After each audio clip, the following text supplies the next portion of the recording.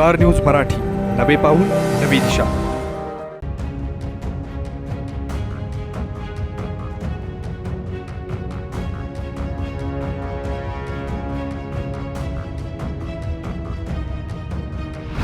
कॉन्क्रीटला किमान 25 वर्षाचं लाईफ असतं. हे कॉन्क्रीट 25 दिवस सुद्धा टिकण्याच्या लायक नाही.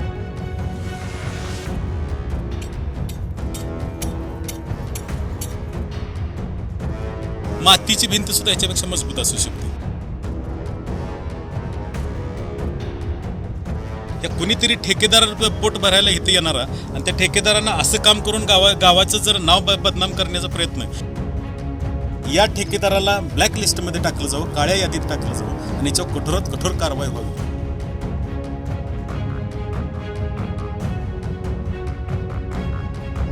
रिंगला स्टील आहे ते संपूर्ण पाहिजे. कटपीस बांधलेले आहेत. लॅपिंगचा 2 इंचाचाच आहे. चुकीच्या पद्धतीने स्टील बांधलेलं आहे. कमी स्टील वापरलं. कॉन्क्रीट सुद्धा 1 इंचाचाच आहे. अर्धा पाऊण इंचाचाच आहे कॉन्क्रीट. मग 4-5 इंचाचं कॉन्क्रीट पाहिजे. पूर्णपणे निष्कृष्ट आहे. चालणार नाही. 1 वर्ष 1.5 वर्षात सुद्धा राहणार, टिकणार नाही.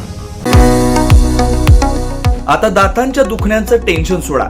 विटा शहरात प्रथमच कॉस्मेटिक ट्रीटमेंटसह वेदनारहित उपचारांचा सुरू झालाय दातांचा दवाखाना. Gurukrupa dental clinic and implant centre.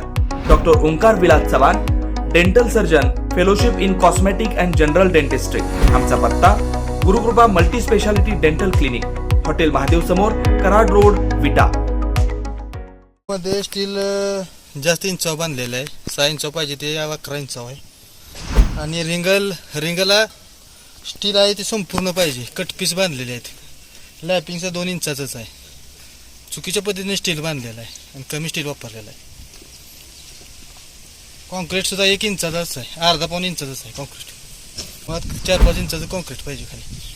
पूर्णपणे निष्कृष्ट आहे. चालणार नाही. 1 वर्ष 1.5 वर्षात सुद्धा राहणार नाही, टिकणार नाही. सरपंचाचं आत्तापर्यंत काम चांगलं आहे. ह्या सुद्धा कामावरून सगळ्याचं चांगलं लक्ष देऊन ग्रामपंचायतीनं दर्जेदार काम करून घ्यावं ही विनंती. संबंधित ठेकेदारावर कारवाई व्हावी.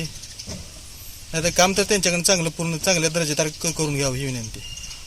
हे मुळात काम जे आहे ते काम एकदम निकृष्ट दर्जाचं झालं आहे. या कॉन्क्रीटला किमान 25 वर्षाचं लाईफ असतं. हे कॉन्क्रीट 25 दिवस सुद्धा टिकण्याच्या लायक नाही. 25 वर्षाचा विषय सोडा. दुसरी गोष्ट, हे जे मटेरियल वापरलं जातं ह्याला एकदम निकृष्ट दर्जाचं मटेरियल. सिमेंट तर एकदम बिलकुल कमीच आहे त्याला. आता तुम्हाला समोर मी प्रात्यक्षिक करून दाखवलं.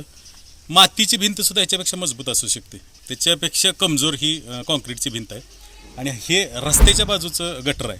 भविष्य उद्या आता रस्त्याचं काम होणार आहे. रस्त्याचं काम झाल्यानंतर त्याच्यावर लोड येणार आहे. हे काम 25 दिवसापेक्षा जास्त टिकूच शकत नाही. 25 दिवसापेक्षा म्हणता आत्ताच ते पडझड त्याची चालू झाली. त्याच्यामुळं हा संबंधित ठेकेदार जो कोण आहे त्या ठेकेदाराला प्रशासन पाठीशी घालतंय असं माझं प्रामाणिक मत आहे. का प्रशासन पाठीशी घालतंय?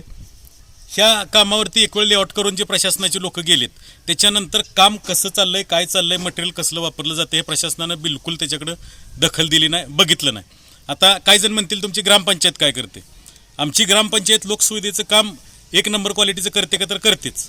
लोकनियुक्त सरपंच अभिनंदन हिम्मतराव जाधव त्यांच्या पायाला इजा झालेली असताना, पायाला जखम झालेली असताना परवा या ठिकाणी पाईपलाईन एक लिकेज झाली होती. वेळेत कामगार उपलब्ध झाले नाहीत. सरपंचांनी स्वतः त्या खड्ड्यात उतरून स्वतः त्या खड्ड्याची खुदाई करून आपले 3-4 ग्रामपंचायत सदस्य सोबत घेऊन, पाणीपुरवठा कर्मचारी सोबत घेऊन स्वतः त्या खड्ड्यात उतरून काम केले.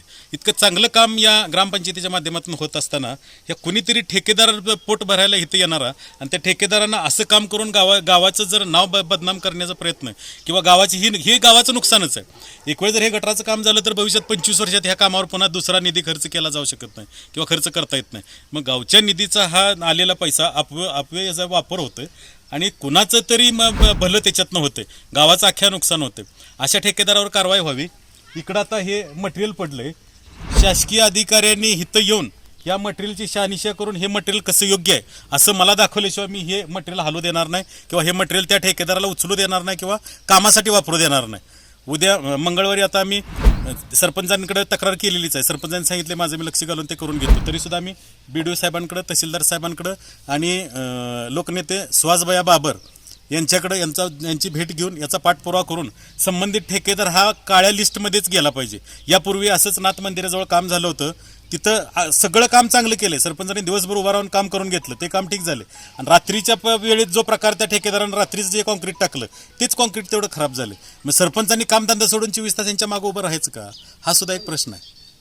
त्यामुळं या ठेकेदाराला ब्लॅक लिस्टमध्ये टाकलं जावं, काळ्या यादीत टाकलं जावं आणि याच्यावर कठोरात कठोर कारवाई व्हावी, असं माझं प्रामाणिक मत. आपल्या परिसरातील लेटेस्ट बातम्या पाहण्यासाठी स्टार न्यूज मराठी यूट्यूब चॅनलला आत्ताच सबस्क्राईब करा.